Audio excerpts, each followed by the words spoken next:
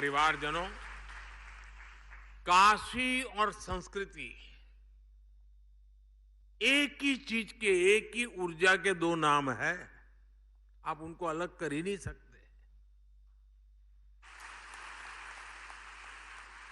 और काशी को तो देश की सांस्कृतिक राजधानी होने का गौरव प्राप्त है। और काशी की तो गली गली में गीत गूंजते हैं। और ये स्वाभाविक भी है, क्योंकि ये नटराज की अपनी नगरी है। और सारी नृत्य कलाएं नटराज के तांडव से ही प्रकट हुई है। सारे स्वर महादेव के डमरू से उत्पन्न हुए हैं।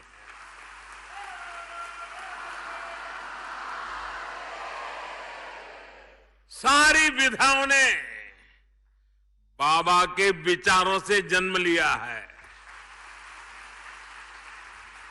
इन्हीं कलाओं और विधाओं को भरत मुनि जैसे आदि आचार्यों ने व्यवस्थित और विकसित किया।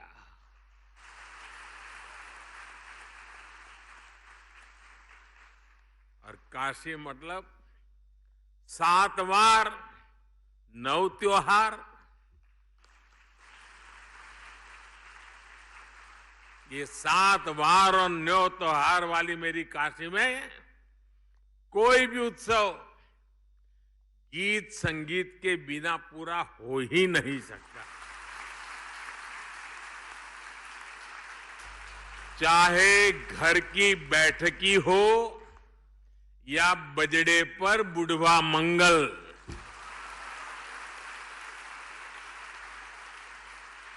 भरत मिलाप हो या नाग नथैया, संकट मोचन का संगीत समारोह हो या देव दीपावली पर यहां सब कुछ सुरों में समाया हुआ है। साथियों, काशी में शास्त्रीय संगीत की जितनी गौरवशाली परंपरा है, उतने ही अद्भुत यहां के लोकगीत भी है। यहां तबला भी है, यहां शहनाई और सितार भी है, यहां सारंगी के सुर भी है और यहां वीणा का वादन भी है। ख्याल, ठुमरी, दादरा, चेती और कजरी जैसी कितनी ही विधाओं को बनारस ने सदियों से सहेज कर रखा है। पीढ़ी दर पीढ़ी परिवारों ने, गुरु शिष्य परंपराओं ने भारत की इस मधुर आत्मा को जीवित बनाए रखा। बनारस का तेलिया घराना, पियरी घराना, रामापुरा कबीर चौरा मोहल्ले के संगीतज्ञ, ये विरासत अपने आप में कितनी समृद्ध रही है। बनारस के ऐसे कितने ही कलाकार हैं जिन्होंने पूरे विश्व में अपनी छाप छोड़ी है। मैं सबके नाम लेना शुरू करूंगा तो शायद कितने दिन निकल जाए। कितने ही विश्व प्रसिद्ध नाम यहां अभी हमारे सामने उपस्थित है। मेरा सौभाग्य है कि मुझे बनारस के ऐसे कई सांस्कृतिक आचार्यों से मिलने का, उनके साथ समय बिताने का सौभाग्य मिला है। अभी मैं ये अटल आवासीय विद्यालय के कुछ बच्चों को मिल के आया। श्रमिक परिवार के बच्चे थे, पक्का घर भी कभी देखा नहीं था, लेकिन इतने कम समय में जो आत्मविश्वास मैंने उनका देखा, मैं उनके सभी टीचर्स को भी बधाई देता हूं। जिस आत्मविश्वास से वो बातें कर रहे थे और प्रधानमंत्री को जिस प्रकार से वो ड्रिल कर रहे थे, ऐसे सवाल पूछ रहे थे, मैं भी तो कोई सिलेबस पढ़ के आया नहीं था। श्रीमान जी, आपसे एक प्रश्न है। प्रश्न पूछोगे? अच्छा, बता सकते हैं? हाँ हाँ बिल्कुल पूछो। भारत में पहले इतनी स्वच्छता नहीं थी, आप आए तो इतनी भारत में स्वच्छता होने लगी। जैसे कि किताब कॉपी में भी देखते हैं, चश्मा छपा रहता है जिसमें लिखा रहता है स्वच्छ भारत। आप ये कैसे करते हैं? ओ, मैं नहीं करता, आप लोग करते हैं। आप अपने प्रजा से सबसे ज्यादा प्यार करते हैं या अपने घर वालों से? जब राजा होते थे ना, तब प्रजा होती थी। मैं तो लोगों का पुजारी हूँ।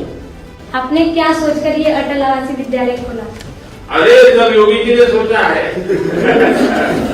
हाँ, योगी जी कुछ न कुछ नया सोचते रहते, कुछ नया करते रहते। मुझे दिख रहा था कि इन बच्चों में स्पार्क है, सामर्थ्य है। मैं पक्का मानता हूं दोस्तों, 10 साल के भीतर भीतर देखना, इस स्कूलों में से उत्तर प्रदेश की, काशी की आन बान शान निखरने वाली है। मेरे परिवारजनों, हमारा बनारस सदियों से शिक्षा का भी एक बड़ा केंद्र रहा है। बनारस की शैक्षणिक सफलता का सबसे बड़ा आधार है इसका सर्वसमावेशी स्वभाव। देश और दुनिया के कोने कोने से आकर लोग यहां, आज भी दुनिया के कितने ही देशों से लोग यहां संस्कृत सीखने आते हैं, ज्ञान लेने आते हैं। आज हमने इसी भावना को केंद्र में रखकर यहां से अटल आवासीय विद्यालयों का शुभारंभ किया है। आज जिन अटल आवासीय विद्यालयों का लोकार्पण हुआ है, उन पर करीब 1100 करोड़ रुपए खर्च किए गए हैं। और ये स्कूल, इतने भव्य स्कूल, हमारे श्रमिक, हमारे यहां मजदूरी करने वाले जो लोग हैं और समाज के जो सबसे कमजोर वर्ग हैं, उनके बेटे बेटियों के लिए किया गया काम है। और इससे उनको अच्छी शिक्षा मिलेगी, संस्कार मिलेंगे, आधुनिकतम शिक्षा मिलेगी। जिन लोगों की कोरोना में दुखद मृत्यु हो गई, उनके बच्चों को भी इन आवासीय विद्यालयों में निःशुल्क पढ़ाया जाएगा। मुझे बताया गया है कि इन स्कूलों में कोर्स के साथ साथ संगीत, कला, क्राफ्ट, कंप्यूटर और स्पोर्ट्स के लिए भी शिक्षक होंगे। यानी गरीब के बच्चे भी अब अच्छी से अच्छी पढ़ाई का, सर्वांगीण शिक्षा का सपना पूरा कर पाएंगे। और केंद्र सरकार की ओर से हमने इसी तरह जनजातीय समाज के बच्चों के लिए एकलव्य आवासीय स्कूल बनाए हैं। नई राष्ट्रीय शिक्षा नीति के जरिए हमने शिक्षा व्यवस्था की पुरानी सोच को भी बदला है। अब हमारे स्कूल्स आधुनिक बन रहे हैं, क्लासेस स्मार्ट हो रही हैं। भारत सरकार ने देश के हजारों स्कूलों को आधुनिक बनाने के लिए पीएम श्री अभियान भी शुरू किया है। इस अभियान के तहत देश के हजारों स्कूलों को मॉडर्न टेक्नोलॉजी से लैस किया जा रहा है।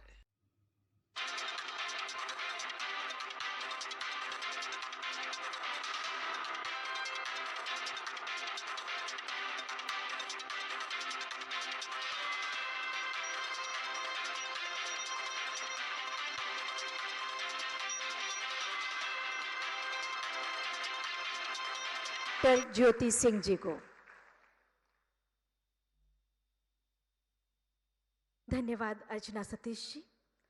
काशी सांसद सांस्कृतिक महोत्सव रूपी मंथन से मिले कुछ मोतियों को चुनकर आज इस मंच पर एकत्रित किया गया है, जिसमें सभी आयु वर्ग के लोग जो विजेता रहे और प्रतिभागी भी रहे उनको एक साथ एकत्रित किया गया है। और इनमें कुल 124 कलाकार एक साथ सामूहिक प्रस्तुति के लिए मंच पर उतरेंगे, जिनमें 43 पुरुष कलाकार एवं 81 स्त्री कलाकार होंगी। काशी सांसद सांस्कृतिक महोत्सव की इस समापन प्रस्तुति में संपूर्ण भारत की एक झलक प्रस्तुत होगी, जिसका नाम दिया गया है सांसद सुर भारती। सांसद सुर भारती गायन, वादन, नृत्य, नाट्य आदि प्रदर्शन कलाओं का एक सुंदर कोलाज बनाती है और प्रस्तुतियों की श्रृंखला में हम ले चलते हैं सबसे पहले आपको नाट्य मंचन की ओर। नारी शक्ति वंदन बिल लागू होने के उपरांत नारी सशक्तिकरण विषय आज बेहद प्रासंगिक है। ये देश को विस्तृत बनाने, सशक्त बनाने और विकास की ओर आगे ले जाने का एक बेहतर कदम है और इसी समसामयिक बिंदु को ध्यान में रखते हुए बेटी बचाओ बेटी पढ़ाओ पर आधारित ये नाट्य प्रस्तुत होगा, जो कि माननीय प्रधानमंत्री जी के अभियान का प्रमुख हिस्सा है। जोरदार तालियों से स्वागत कीजिए हमारे नाट्य के कलाकारों का।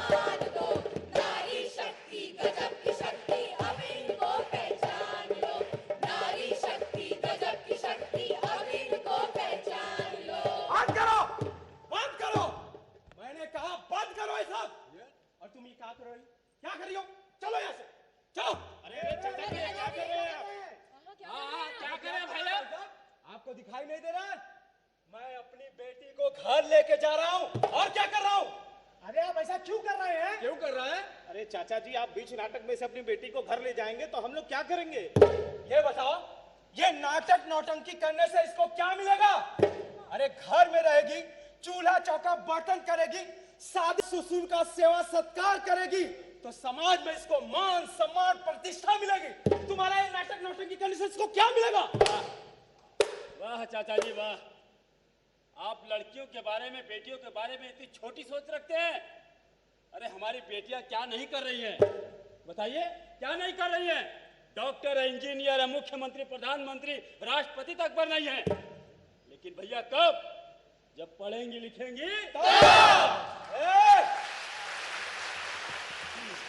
सुनो, अगर तुम्हारे पास बेटियां हैं तो उन्हें पढ़ाओ लिखाओ, ये नाटक नौटंकी सिखाओ। मुझे अपनी बेटी को नहीं सिखाना है। चलो यहाँ से। तुम रुक क्यों गई?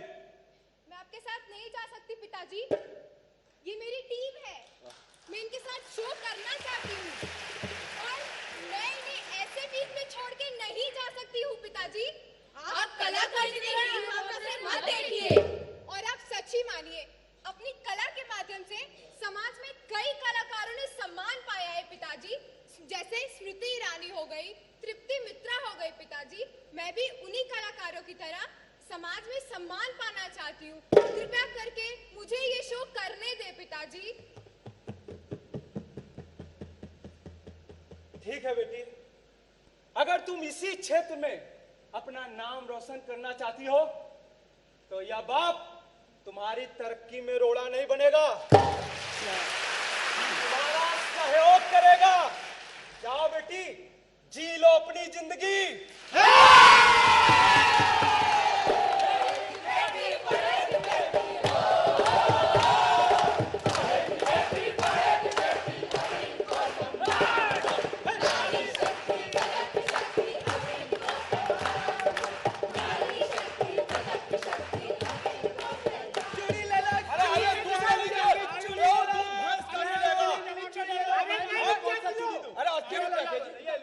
अरे बड़ी महंगा बेच रहे हो। अच्छा तो अरे भैया, जो चूड़ी मंगवाई थी वो लाया? अरे फैजाबाद की चूड़ी लाया हूँ बहन जी। हाँ, दिखाइए दिखाइए। ये लो लाल वाली। हाँ हाँ, बहुत अच्छी है, लीजिए लीजिए।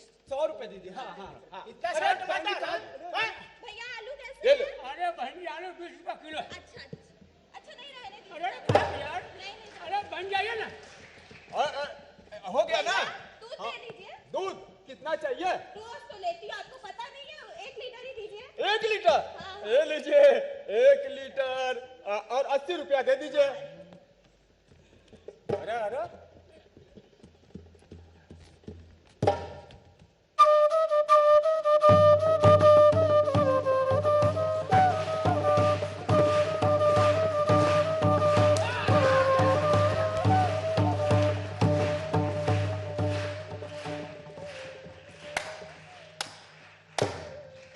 वाह बेटी वाह,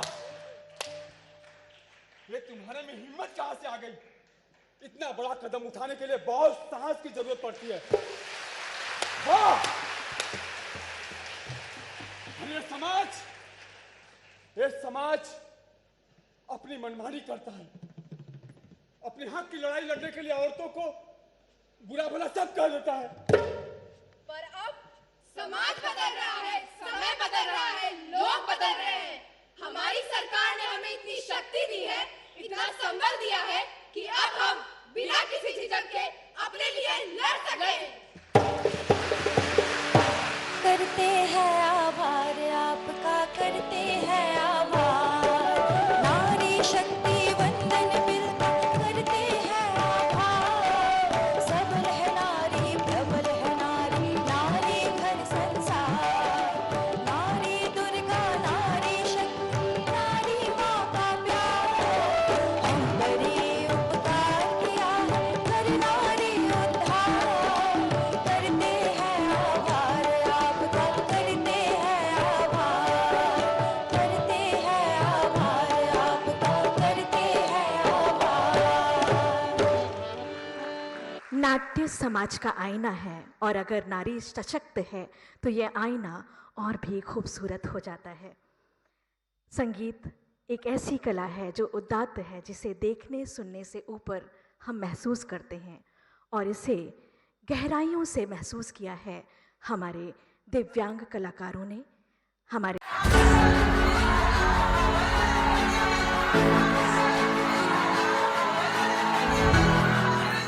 संसद में नारी शक्ति वंदन अधिनियम जैसा ऐतिहासिक कानून पास होने के बाद सबसे पहले काशी में आप सबके आशीर्वाद लेने आया हूं। इस कानून से देश के लिए महिला विकास के नए रास्ते खुलेंगे। लोकसभा और विधानसभा में महिलाओं की उपस्थिति बढ़ेगी।